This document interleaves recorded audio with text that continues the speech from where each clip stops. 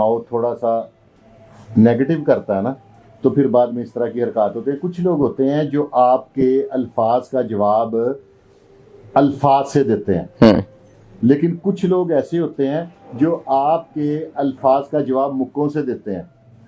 اس کی وجہ سے نا بعض اوقات جو منہ سے نکلا, کہتے ہیں کہ کمان سے نکلا تیر اور منہ سے نکلے لفظ کبھی بھی واپس نہیں آ سکتے.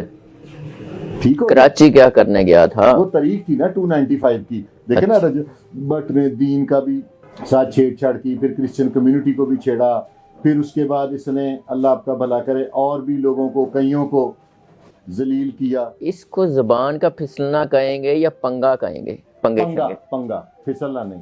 اچھا, پنگے لیے. یہ سلپ آف ٹنگ نہیں ہے. اچھا, یہ جان بوجھ کے کسی کو تیش دلوانا ہے. اب وہ سارے بھگت لے گا.